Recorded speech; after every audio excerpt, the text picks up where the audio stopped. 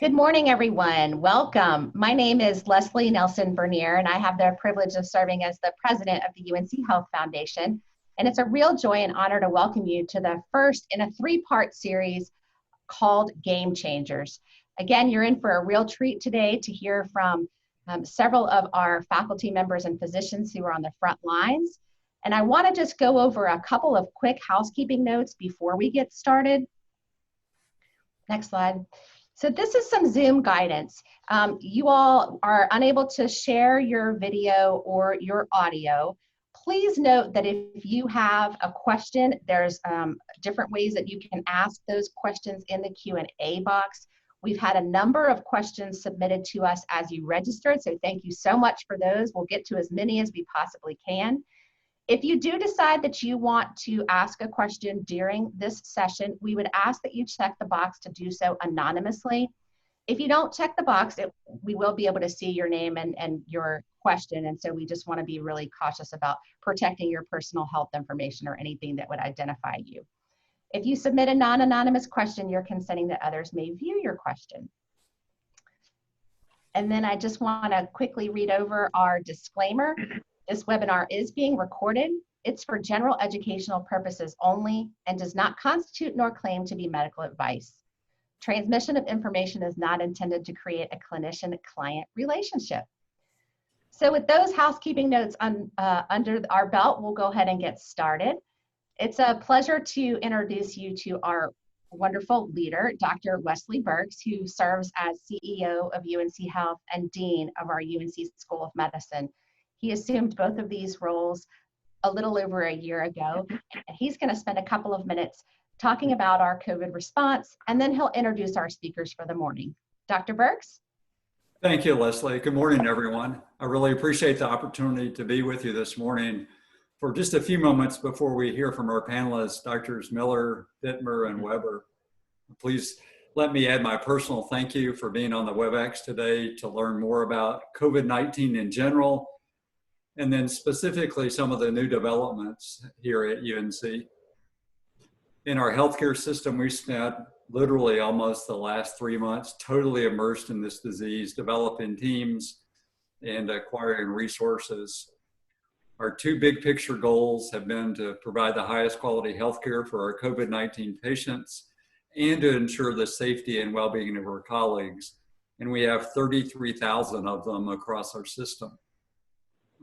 Despite what it's been like for the last several months, it really has been an honor to serve the organization. I've seen my colleagues doing unbelievable things, truly heroic work, caring for patients, collaborating together, creating new knowledge that really will change the face of the pandemic and help us be better prepared for what's going to happen in the next few months and next few years. Last week, we had our graduation of the School of Medicine on YouTube for the first time ever. And as I told them, it's hard to imagine even 9 months ago talking about a global pandemic, but we're in the midst of it, as everyone knows, and we have to rise to the challenge of it. In the last few weeks of the pandemic, you've heard, I've heard about what it's going to mean for us both personally and professionally. And for us professionally here in the healthcare system, for our clinical work or education or research, we're beginning, and I think it's at the beginning, of understanding what it looks like, what our future will look like.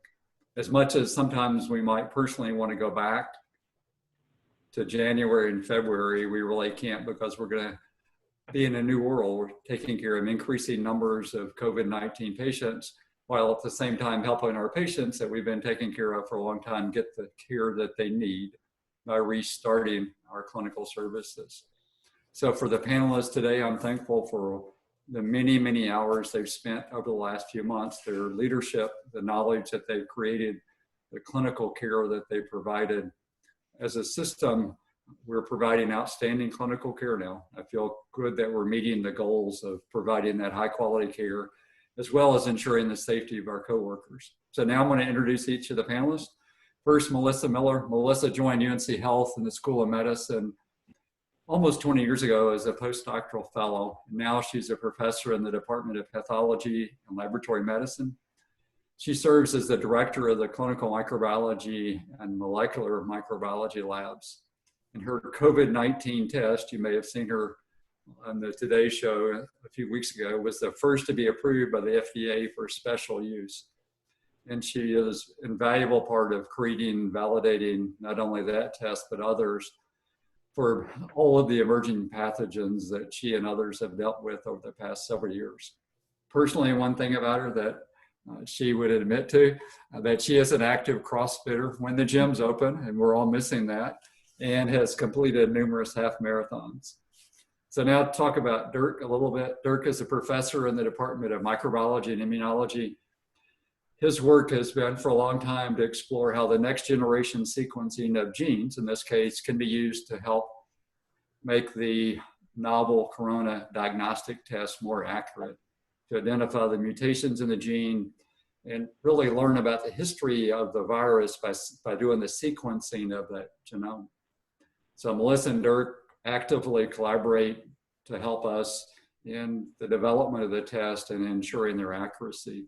After Melissa completes her testing, the specimens go to Dirk's lab for sequencing of these particular genes.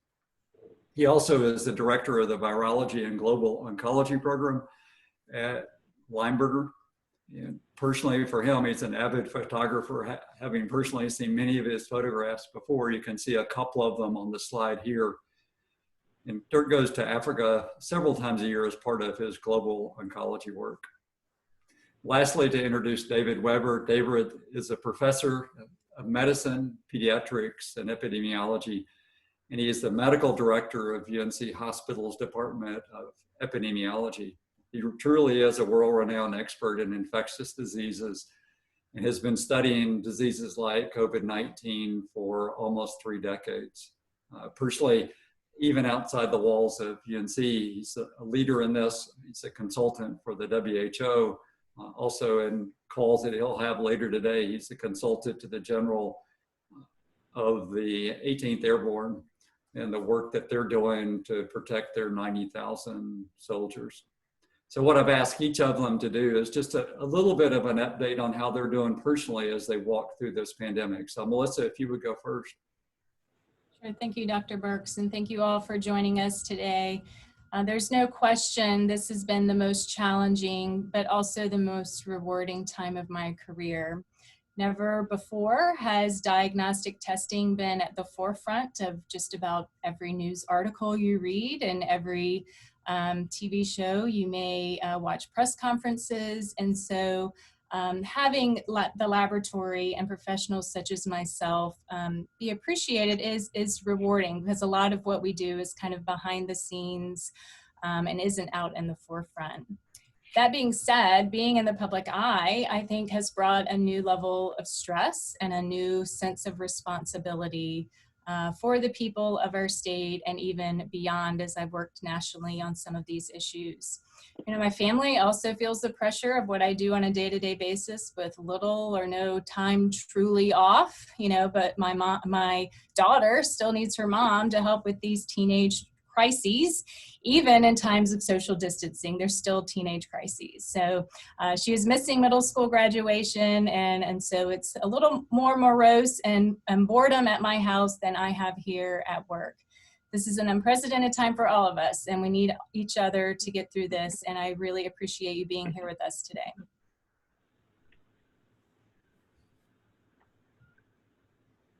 Dirk? Yeah, as you've seen on the pictures, right, taking photos is actually a very solitary exercise. And so I was able to do that and keep doing that. On the left is our campus, of course, which for the first time has no cars on it. So there are pictures you can take that you can't take any other time. And the right side is my lab right now, which was completely revamped to process as many samples as possible, as quickly as possible. And it's the simple things. You can see that the chairs are color coded, and that dropped our error rate by 10-fold. And so it's those little things that we actually can bring to bear. And if there is time, I can tell you that I caught my first virus back in 1999, and you'll see in Dr. Weber's presentation that there are recurring pandemics of different viruses, so that keeps us on our toes. I'm at work normally, but our son, who is 14 years old, is of course at home, and he's happy with Zoom, and he knows the computer better than I do at times. But he's missing his friends, which he only sees on the screen. And then he's seeing his parents an awful lot. And for a 14-year-old, that's way too much parental supervision. So we're trying all to adjust to the new world as it is right now. And that's what I have to say on that. David?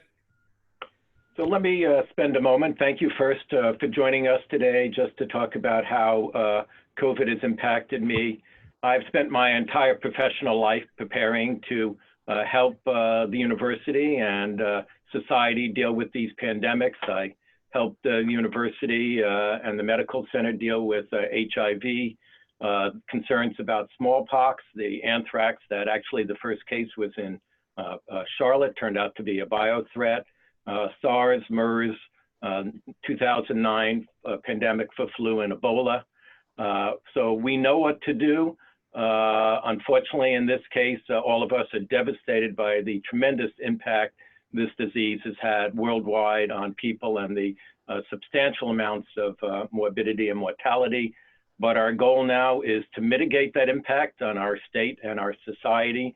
And then UNC is a leader both in developing therapies for this disease and in testing out vaccines, which will be the ultimate successes to mitigate this disease. I think I'm ready, and we'll go to the first slide. Thank you. So I just wanted to start off and talk to you about pandemics, which are defined as epidemics that involve 2 or more continents. This is clearly a pandemic. The bad news is that I don't know when we'll have the next pandemic, but I can guarantee you we will have pandemics. We've had many over the centuries. Of course, the Black Plague with 200 million people, roughly 25% of the world succumbed to that. We model much of our understanding and how to deal with COVID, with the 1918-19 influenza worldwide pandemic that was estimated to kill 50 million people. More recently, we've had, of course, SARS and MERS, which are also coronaviruses to deal with, and the 2009 influenza pandemic. So we need to support our universities. We need to support public health at state and federal levels there. And I should say I spend there, one byproduct of this is my families, my oldest daughter, youngest daughter, and families have moved back from Washington. My oldest son-in-law paid his way through college as a chef, so while he makes dinner at night, wonderful things like lobster risotto, I get to play with my 17-month-old granddaughter, so he's free to do that there. And my younger daughter's boyfriend works for a U.S. senator, so we spend a lot of time talking about the response to epidemics and pandemics. Next slide. So let me tell you a little bit about coronaviruses. They are single-stranded RNA viruses. Because they're RNA viruses, they mutate quite readily. Reservoirs are humans, multiple animal species, but ultimately all the epidemic and endemic coronaviruses that we have came from bats. The epidemiology is they're actually a fairly common cause, the endemic ones of flu-like disease in the late fall and winter. In temperate climates, they account for about 5 to 15% of our non-flu cases that we see here.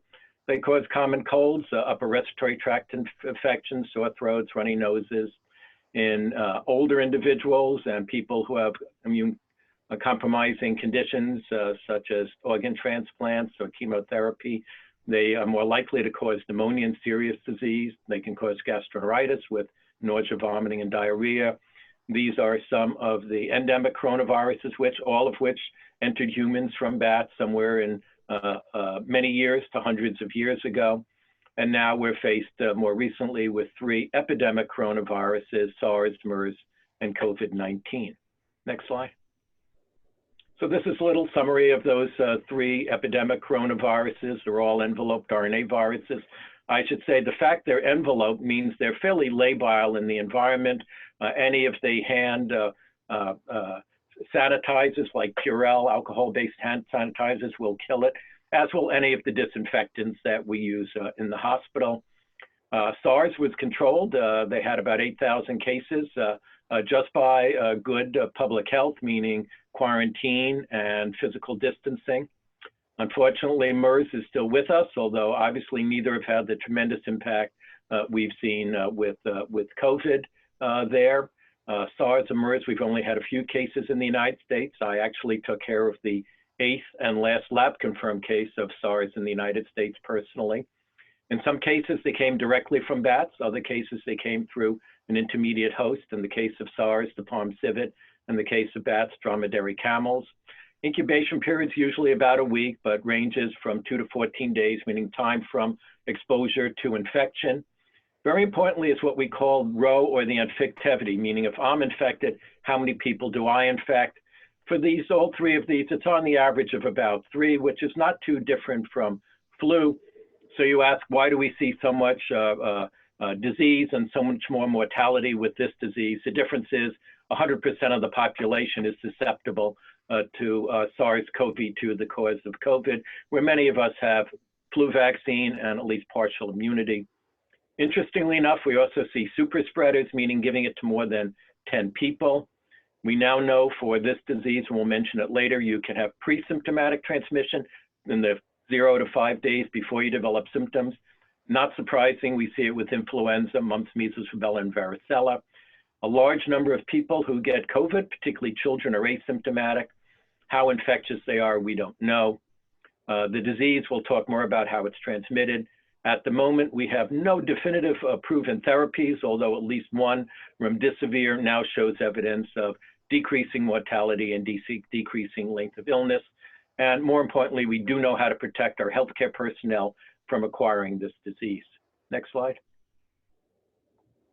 So we increasingly understand how this virus involves humans and infects different tissues. Seroprevalence, meaning how many people have been infected. There have been a series of published studies. The low numbers would be Santa Clara, California, published about 2 weeks ago, about 5% were infected. Here in New York, something on the order of 20% are infected. Data based, by the way, on testing people without symptoms at Duke and UNC suggests much lower rates so far, although these were not true unbiased studies, but rates between 0.5% and 1% of those. We know congregate settings, jails, prisons, nursing homes, cruise ships have very high attack rates among patients and staff, which is why the University of North Carolina at Chapel Hill, and indeed the entire system, is working very hard about planning how to safely bring back our faculty and students. We do have an antibody test, but I want to point out we don't know that if you're antibody positive, you're truly immune, and we do know that even a positive antibody test, if you're symptomatic, doesn't mean you're not infectious. There's an ever-expanding list of symptoms at presentation, an ever-expanding list of end organ damage. We now know it affects the kidneys, the heart, and the brain. And we do know that physical distancing works to prevent spread of, as it did for SARS, as it did for 1918 flu, it does also for COVID-19. Next slide. So here's just a little summary of what we know about SARS. It came from bats. We don't know if there's an intermediate host. Coronaviruses infect cows and pigs and others. And I should say, by the way, we do know that humans can transmit these coronaviruses, COVID-19, to dogs, cats, and companion animals. They may develop a mild illness. We do know that there are risk factors for having more severe disease, lung disease, hypertension, diabetes, cardiovascular disease, particularly susceptible of people over 65 and particularly over 80, and people with underlying diseases. We do know how this virus binds to humans, and that is actively a site for looking for prevention methods. And we do know that as part of its disease, it causes what's called a cytokine storm, lots of immune modulators released into the blood that are damaging to the body. Another point that we might develop drugs to decrease that. Next slide. So here's just some of the recent data. We've surpassed 4 million cases. There you can see the United States compared to other places in the world, with the exception now of Brazil, is really the hottest spot. Europe, which preceded us by several weeks, cases are decreasing. I want to point out to you on the top left that really we've seen just a very mild decrease in the United States. Certainly we've seen a plateau of cases over over a month, but there are still many cases happening each day and many deaths. We've not seen a dramatic decrease in the number of new cases per day. That's true here in North Carolina as well. Next slide. So for the United States, worldwide, more than 4 million cases as of yesterday, more than 280,000 deaths. In the United States, more than 1.3 million cases. Now we've surpassed 80,000 deaths. We've now had more reported deaths than any other country in the world. I will point out to you at the current time, COVID is the leading cause of death in the United States. It surpasses heart disease, cancer, or any other cause of death. Impact on North Carolina is now more than 15,000 cases, more than 500 deaths, and about somewhere between 400 and 500 people hospitalized at any given time. And as you can see from around the world, the United States, again, we've plateaued on the number of cases. Next slide. Just some data here at North Carolina. Our experience here directly at UNC Medical Center is similar to that that's been reported. You can see we have very few children here in the hospital. They generally have asymptomatic disease. You can see the number of deaths increasing with increasing age. If you're over 65, you can see about a third of the case, about 25% of the cases have passed away. You can see we have underlying disease in our patients as leading to hospitalization. And you can see the increased positivity in tests. Overall, we're running between 5 and 10% of our tests being positive, and those were on symptomatic individuals, and increasing numbers of patients we're caring for in the hospital and in our intensive care unit. And I should say the major driving force for us right now are infections in congregate settings, particularly nursing homes and prisons, leading to a large number of admissions to the hospital. Next slide. In terms of transmission, this is droplet, meaning within 6 feet, direct touching, meaning somebody rubs their nose, contaminates it, touches the doorknob, they touch the doorknob, touch their nose. It doesn't survive very well on paper products for all of you and myself who are doing shopping.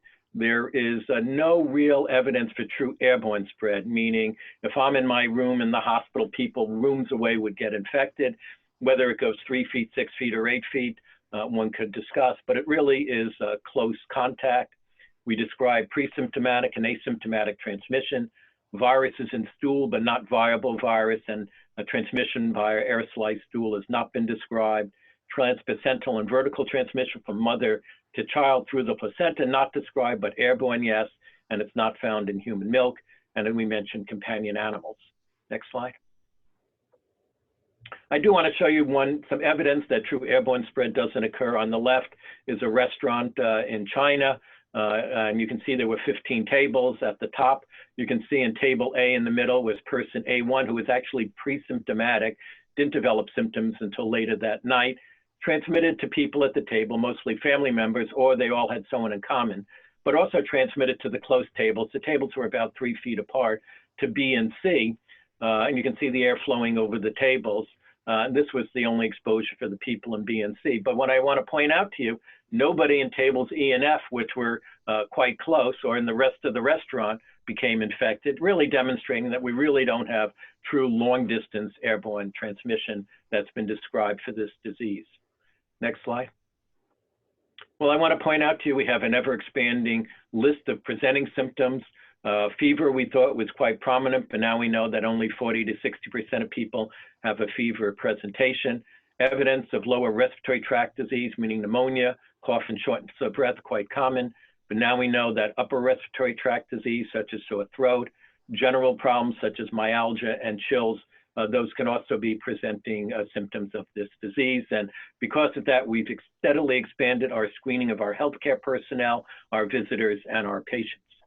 I should also say we now know that people can present with neurologic or cardiac events like heart attacks, and now just in the last few weeks, skin lesions and toxic-like syndrome presentations in children, which fortunately are quite uncommon. Next slide. Well, here's what happens with the disease. Early in the disease, you have a viral response. You have your general constitutional symptoms.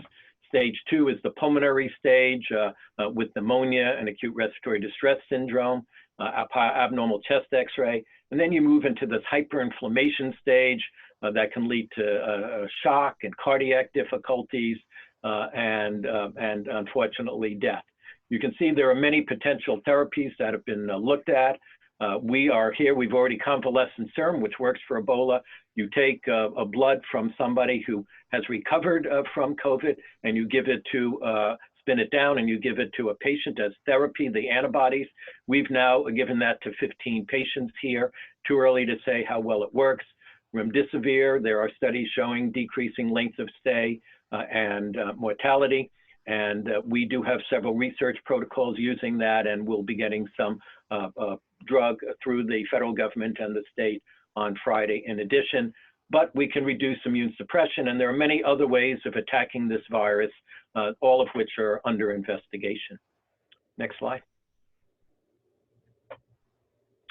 Infection prevention, we promoted telemedicine. We screen every patient as they come into the hospital, every visitor and every healthcare provider, and we screen them every single day to make sure they're not ill. Obviously, we take precautions for patients and visitors. We would exclude the visitors. Our staff, if they have symptoms, would then be COVID tested before they were allowed back. We have every one of our visitors, our patients, and our staff at all times when they're in the hospital wearing masks. This greatly protects everybody. For people who would be doing aerosol generating procedures, we use even more enhanced protection of a face shield and an N95 respirator, and we're using appropriate hand hygiene and surface disinfection. Next slide. I just wanted to spend, what does the future bring for us? Well, they get some lessons from previous outbreaks and pandemics. On the left is the experience of SARS in Toronto. They had this big peak, and you can see then the peak was almost gone, but they stopped their social distancing as soon as the peak ended. And they had another big peak. So from an epidemiologic standpoint, we need to be very careful, as the governor is doing, with a phased approach and continue physical distancing until we're not seeing widespread community transmission. For the future, I know some people have said we don't see viruses in the summer, but respiratory viruses, I'll point out to you that the 1918 pandemic, the first wave in United Kingdom was in July. The second wave was even bigger, and they had a third wave. This virus is all over the world. It's in the southern hemisphere, was in their summer in Australia and New Zealand. This virus will be back when we have respiratory season and additional peaks. That's the bad news. The good news is by the time it comes back, we hope we'll have effective therapies that ameliorate the symptoms and the mortality. And then somewhere in the 12 to 18 month range, we will hopefully have a vaccine. I'm actually on the CDC's working group to look at those vaccines in terms of giving recommendations to the public. There are more than 70 vaccines in development, and as of today, at least 6 vaccines are actually already in human trials. Thank you very much. I have one more slide. And I just want to say the real heroes here are not myself. It's our first responders, our nurses, and our doctors who, as we're talking today, are upstairs taking care of 30+ COVID patients and doing a wonderful job at doing that. My job is to see that they can do that as safely as possible, but they're the ones with the stress actually taking care of that. And of course, our scientists are the ones that will help us learn more about this and develop appropriate therapies and vaccines. And UNC is very involved in all of those efforts. Thank you. Dr. Weber, thank you so much for that very fascinating presentation. We are going to move to questions and answers now. And again, just to say, if you have questions, please go ahead and type them into the question and answer box, and we'll try to get to as many as we can. We're going to split them up. We've got about 20 or 25 questions. Again, we'll try to get through as many as we can, but we're going to split them up amongst our panelists. And I'm going to ask Dr. Miller to start with some of these answers. How is UNC Health preparing to help ramp up testing for North Carolinians? What is the process and what will be the cost? That's, of course, a question I get asked almost every day. And we've been ramping up since the day we went live with our first test, which was March 16th. We started being able to do about 120 tests a day, and in about a week, we were up to being able to do 300 tests a day. To give you an idea, today, we're able to do up to 1,000 tests per day. And part of this ramping up has to do with bringing in additional tests. We've had some supply chain problems, anywhere from being able to get collection devices such as swabs or reagents for certain tests that we do, that we kind of have to have multiple opportunities for testing in the lab to keep the testing going. So it's a constant target of keeping testing going and ramping up. We are ramping up beyond that. So we're actually doing construction in the lab to make space for some additional instruments that are coming in. In June, we'll be able to do up to 2,000 tests a day. And this is just at the medical center, even though we get specimens from all over the health system. All of our affiliate hospitals are sending tests here. We support also some community practices as well as skilled nursing facilities in the area doing testing for them. And so very quickly ramping up testing, but we have to be very thoughtful so that we can be successful at this. And the cost, oh yeah, the cost. It's very expensive. To put an exact dollar amount on it would be very difficult. We've certainly already spent millions of dollars investing in infrastructure and additional testing capacity, in some cases also additional personnel. And that need is likely to continue as long as we need COVID-19 testing. Thanks. We'll stay with you, Dr. Miller. Can you tell us more about in-home tests? LabCorp has in-home test kits that can be taken and sent back for results. When can Chapel Hill residents over 70 years old send off for this test? Yes, so there's been a lot of controversy about how well it's really in-home collection kits, as was pointed out in the question. Sometimes there's confusion about tests that can be done at home versus just collecting at home and then sending it into the lab. So far, there are no tests that can be done in the home. So these are all collecting specimens and sending into a lab. Actually, one test that is one that we're bringing on in June to increase our capacity, just got FDA authorization last night, and they got approval for self-collected specimens. So that's something that we can start looking at as well. We've also been looking at saliva collection with a lot of partners here at UNC and through our drive-through clinic to make easier to obtain specimens that might be amenable to testing at home. So what we want to make sure is that the tests are accurate. So while we want to make it easy to send a specimen in to get tested, we want to make sure that the right people are getting tested and that we maximize how good the test is with these specimen types. Thanks. Dr. Dittmer, I'm going to turn to you for just a second. This question is, I know that COVID serology tests have been mentioned before and are now available at UNC. Can anyone order those tests? Are they accurate? And do these tests have any role in diagnoses? Yes, so that is an area of development and controversy. So yes, the tests are available. UNC has validated at least two. One of them is from Abbott Laboratories, and if you've seen the news actually last night, Abbott is rolling them out, and they say the test has 100% sensitivity and 99% specificity, which is a very good number and a very trustworthy number. It means that if your test is positive, then you have antibodies. What it means to have antibodies, you heard a little bit from Dr. Weber, is actually not quite clear. And so before I go into that, I want to make the point that there are lots of tests out there. It's a little bit Wild West, and the FDA has taken steps to rein that in, but for, we like to say insight, but it might have been simply fortune. UNC's tests are the ones that are well established. What they tell you in general is that you have been exposed to this virus in the past. It doesn't tell you if you're currently shedding and transmitting the virus, and it unfortunately does not tell you if you are immune to the virus. And so it doesn't have much value other than in a general population sense, that if we have enough people who have antibodies to this virus, we can assume that we have established herd immunity, and that the viral infections that periodically come up will die out quickly. I'll leave it at that for now.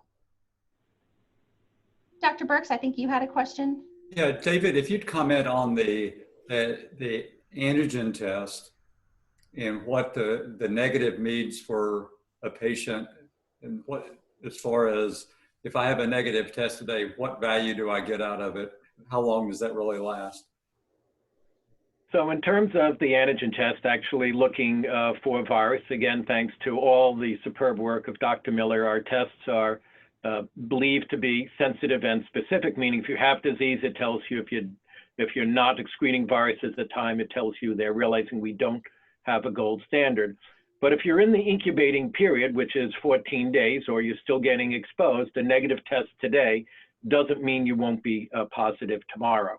So certainly if you have symptoms, it's very useful to decide you have COVID, in which case we would take care of you in our special COVID unit and make available to you types of therapies that we know decrease your risks, as well as experimental therapies. If you don't have COVID, then you're cared for as you would for every other patient, although again, everybody is masked. But it's very important to realize that a negative test today doesn't exclude a positive test tomorrow.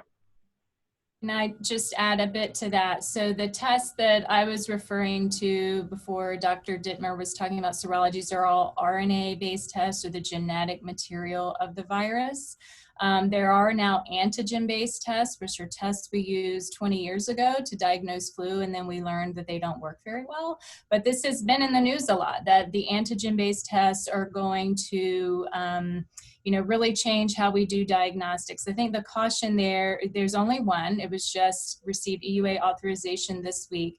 The sensitivity compared to the RNA test is 80%, which means it'll miss 1 out of every 5 cases. And so we have to be careful as these tests get rolled out, sometimes beyond our control, and they're in the community or practices or other places, that the appropriate people are getting even more sensitive tests, particularly when they're symptomatic. So the testing conundrum is quite complex. Thanks, Dr. Miller.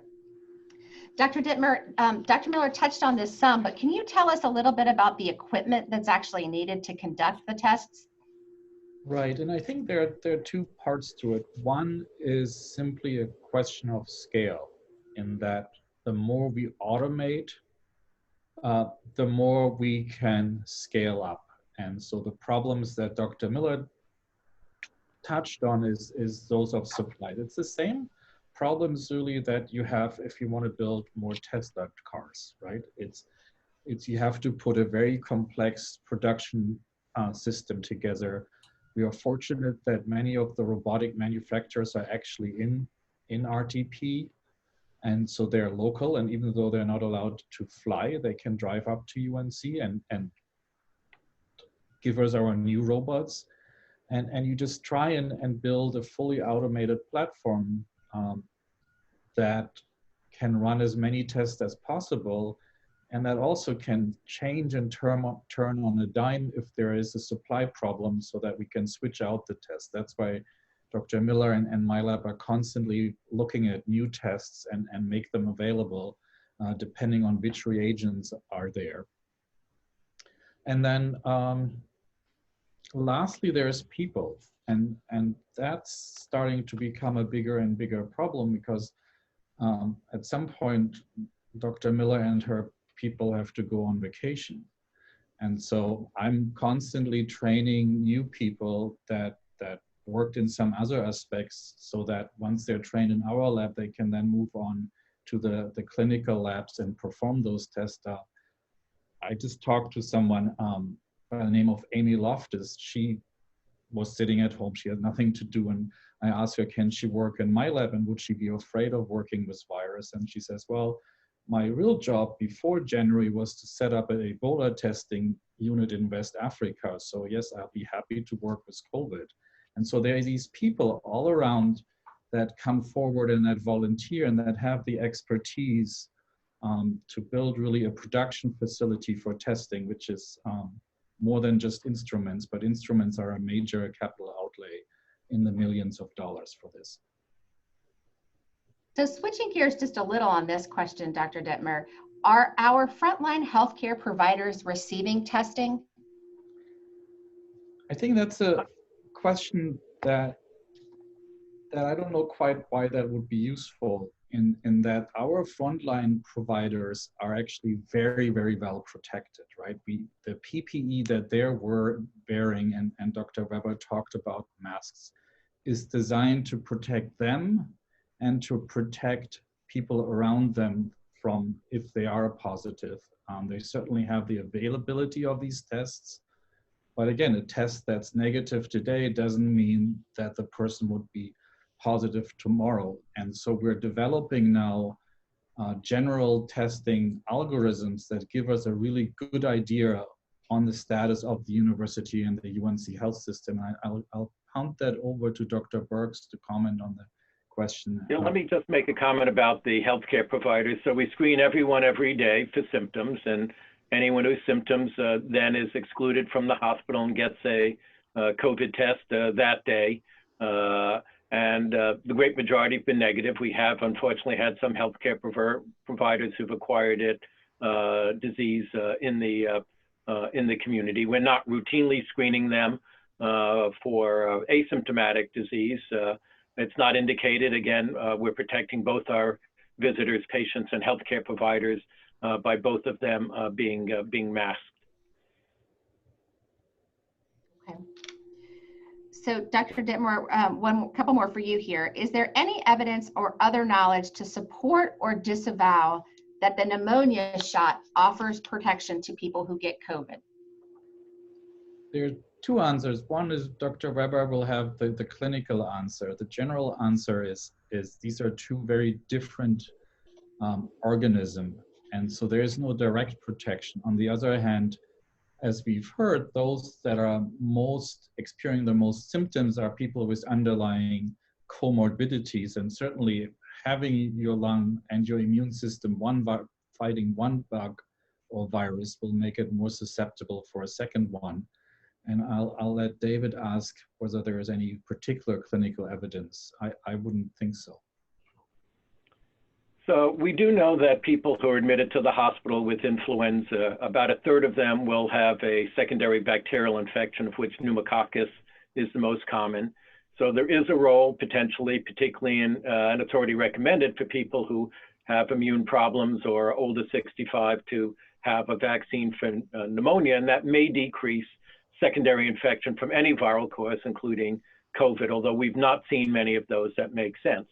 As we move more into the fall, certainly it makes sense for everybody over 6 months of age to receive a flu shot because you don't want to confuse having flu and having COVID there. And certainly we do see a small percentage of people that have more than one virus at a time. So there is some role for pneumonia, more of preventing the secondary problems with COVID than it won't affect the primary infection at all.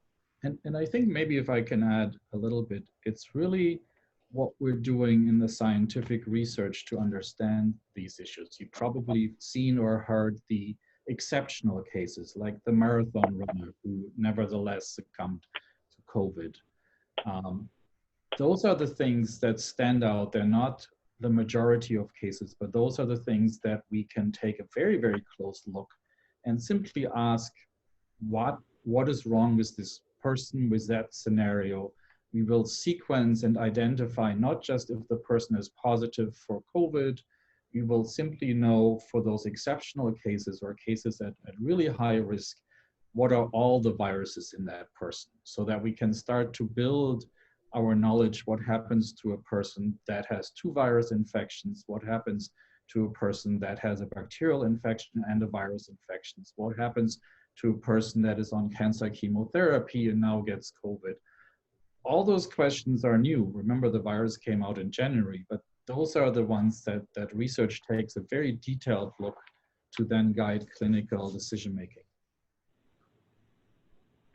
We're We're going to switch gears a little bit and talk about vaccines. Dr. Weber, I'd ask if you could share any progress on a cure. You talked a little bit about remdesivir as a treatment option, but what about cures or vaccine development? So there are many, many vaccines under development, and they range from those that would be live attenuated, meaning a whole virus that you believe is inactive, to those that focus on various pieces of the virus itself. They're in, therefore they're not, could never be infectious. The spike proteins of the virus or other components of the virus. Some are with adjuvants, that such as you find in Shingrix, to make them develop a larger immune system. So they fall into various groups, but as I've said, there are more than 70 potential vaccines and at least 6 that are in clinical development. Now, we know a lot about vaccines, so going to the lab and making a potential vaccine is not the difficult part. The difficult part is ramping up production of that vaccine to make thousands or millions of doses, and even harder is to determine how to prove it works. So you have to give it to a large number of individuals, prove that they're not infected before you give it to them, and don't become infected before the vaccine, which takes at least a month to work, and we'll have to determine whether it's 1 dose or 3 doses, and then you have to follow them for months to prove that whether they get infection. And if only 10% of people get infected, that's why you need vaccine trials of anywhere from 10 to 100,000 people. So it's the development stages that are the much more prolonged part of the vaccine development, and why we will certainly not have a vaccine before the end of this year, and likely not even for 12 months or more. And is any of that vaccine development work happening at UNC? So the answer is yes. Dr. Ralph Barrick is involved, and colleagues in the basic sciences in developing, looking at the animal models for that, and developing the basic science for the vaccine. My colleagues in epidemiology and in infectious diseases, particularly Mike Cohen, who's one of the leaders for NIH and developing the testing programs for vaccine, all have been deeply involved in that. Yeah, I think that is sort of the second wave after many of our scientists tried to identify the virus and develop drugs for acutely infected people. And I think you will have another call on that. The next part is the vaccine development. And if you think about what a vaccine is, it's basically taking a virus that induces, in this case, a particular very bad immune response. That's the cytokine storm that Dr. Weber talked about, and trying to modify it using our knowledge of immunology to then give a variant of that induces a good immune response. And it's here that a lot of the scientists at UNC have particular knowledge, and that Dr. Barrick, for instance, has mouse models that allow us to model immune responses, not in 100,000 people, but 100,000 mice, and then go on with the best candidates to the best clinical vaccine studies. We'll just stay with you for a few more questions, Dr. Dittmer. Are there certain medications that put patients at greater risk of this virus? I think that's the clinical question that I really can't answer. And Dr. Weber. Dr. Weber, yes. So there have been, certainly for people who have mild to moderate disease, it's felt that if you are on steroids that you might be taking for asthma or other conditions, those steroids are contraindicated. For people with severe cytokine storm, there may be some benefit.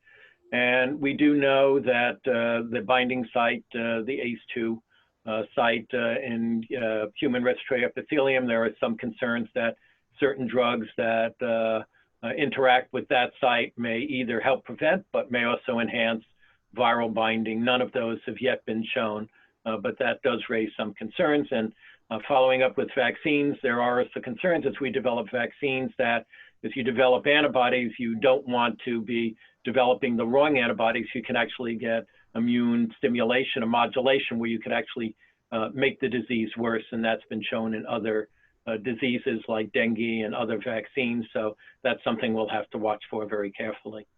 And perhaps I realized that this must sound very frustrating to people on the call and very confusing, because we're giving you general pictures, but we don't have the 100% right answer. And that's unfortunately the state, because the disease is so new. And it's unfortunately also a consequence of what's called the shiny object syndrome, and that there are things that are picked up by the newspapers or things that you worry about that affect one or two people very dramatically. They don't necessarily reflect the majority of patients. And if you have concerns, the only person who can help you is your personal physicians, who knows all the cofactors and who then can order whatever tests are necessary to determine your current status with regard to COVID infection. David, you might comment on one of the questions about the angiotensin inhibitors and their use in this disease. So they are a number of drugs that would impact how the virus works. So we can, and that the angiotensin inhibitors potentially helping to block attachment of the virus. There are drugs that could suppress the cytokine storm. All of those are under investigation in one form or another. Most are already in clinical trials. I will caution you about some of the things you read.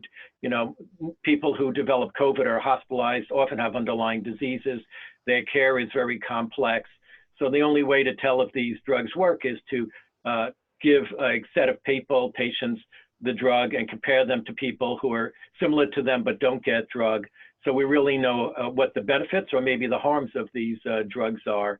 So those trials have to be done carefully. Now, the advantage of the drugs, which is one why we'll see them so sooner, is because it doesn't take very many patients to prove a drug works. If you have a substantial mortality like COVID, giving the drug to 100 to 300 or 400 people, and then another comparative group will tell you the answer, and you often can find that out quite quickly. So I expect in the next 2 to 12 weeks, we're going to see an enormous amount of data produced on these drugs. And really, by the end of the summer, we'll know which drugs clearly don't work, which drugs might work and need further testing, and which drugs have benefit enough to begin mass production.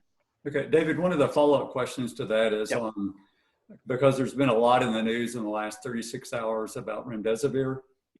So it has a connection to UNC Chapel Hill. So talk about that a little bit, but then the latest guidance about how it's being distributed throughout the country. So of course, Dr. Barrick and his colleagues and other people have been instrumental in helping develop that drug, proving most importantly that it has broad spectrum activity against coronaviruses. It clearly in animals and inhibits the virus in the test tube and clearly helps animals there. Again, because this is an RNA virus and mutates fairly easily, having that broad spectrum is critical. So our laboratories here have been critical in developing that drug. We have use of it through compassionate use. We have use of it through research protocols. And more recently, the company Gilead has released it to the federal government. From there, it will flow to the states and then flow to the hospital. And we already have a meeting. We expect to get some supply here on Friday, and we have a meeting of our pharmacy committee on Thursday to help develop guidelines for which patients would be best suited to provide that drug. Some of the trials, the one in China did not show much benefit, but most of my ID colleagues, including myself, think you can't use these drugs when someone is critically ill and largely in multi-organ failure. We need to use these drugs earlier in the course of illness and prevent that end organ failure from developing. We certainly, remdesivir is the drug that shows the most promise. Okay, thank you, David. Dr. Weber, I'm going to ask you one more question, and then we're going to turn to Dr. Birx for a couple of closing questions. So one of our participants is asking about the New England Journal of Medicine showing that hydrochloroquine doesn't seem to make a difference in treating COVID patients. Dr. Corey from the University of Wisconsin has testified to the Senate that methylprednisone, vitamin C, and heparin seem to help survivability. What are your thoughts on this? Well, first, let me say about hydroxychloroquine and chloroquine. This has broad antiviral activity in the test tube. It was tried for a number of diseases, including influenza, without success. So it's been tried in other diseases. It also has substantial cardiac toxicity, and that's been well reported in New York City. Part of that is the underlying COVID and the hyperinflammation, which can cause cardiac arrhythmias and other problems. And part of it may be the use of that drug. And I think outside of a well-designed clinical trial, it really doesn't have much indication.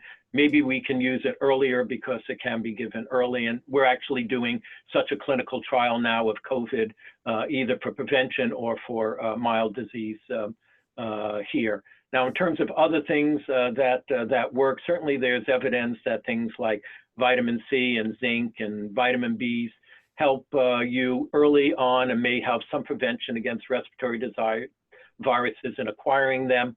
Once you're sick, there's not much benefit at that point for those. They certainly don't work as well as antivirals, and certainly just being healthy and to the extent you can with physical distancing, exercising, eating right, all of those are taking a multi-dose vitamin, certainly if we're indoors.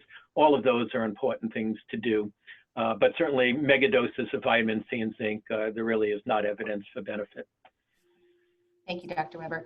Dr. Birx, I'll close kind of where you started, which is to say that obviously this will be with us for quite some time. We're starting to bring patients back into the hospitals and for clinic visits. And can you talk a little bit just in closing about how the hospital is making changes to ensure that patients and visitors and our staff are safe when they come to UNC?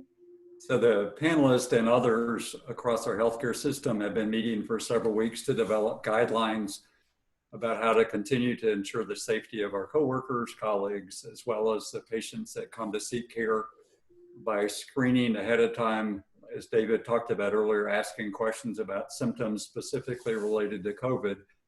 And then for those coming, to try to prioritize those procedures, visits that would be more at risk and less at risk. And so patients that would have something that might be more at risk for them, either having disease or acquiring the disease, the diagnostic testing being done early before they come.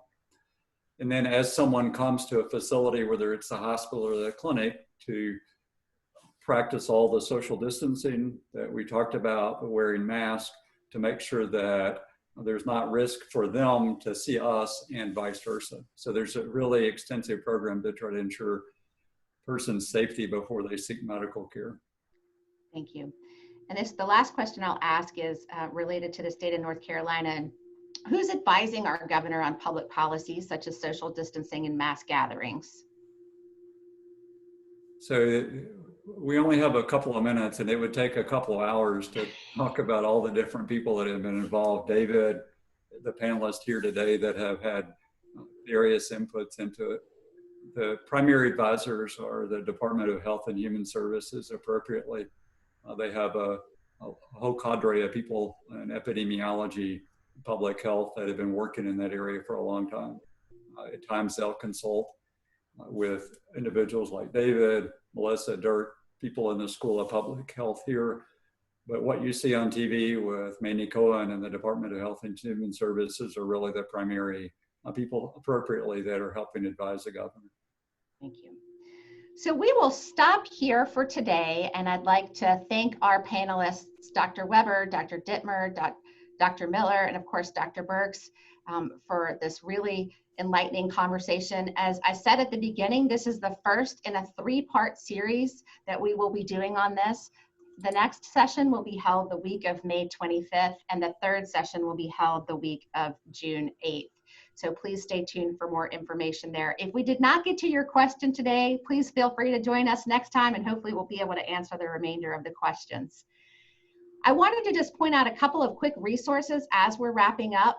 So if you are interested and moved to help us with our COVID-19 response, the website on your screen will give you an opportunity to go and support the work that we're doing. We are working on very targeted philanthropy and investments right now in the research that you heard about today, be it Dr. Dittmer or Dr. Miller. So please visit that website there if you are so called to assist us. And then if you're interested in learning more about our COVID response or questions related to the disease itself or how to seek treatment, on the main UNC Health website, there is a COVID link there that you can go to visit. So I'll just end by saying thank you so much for taking the time to join us. And I will ask you to take a couple seconds as you close off to fill out our post-webinar survey. So take that, and then we'll look forward to hopefully seeing you next time. Thanks so much, everyone. Goodbye. Thank you.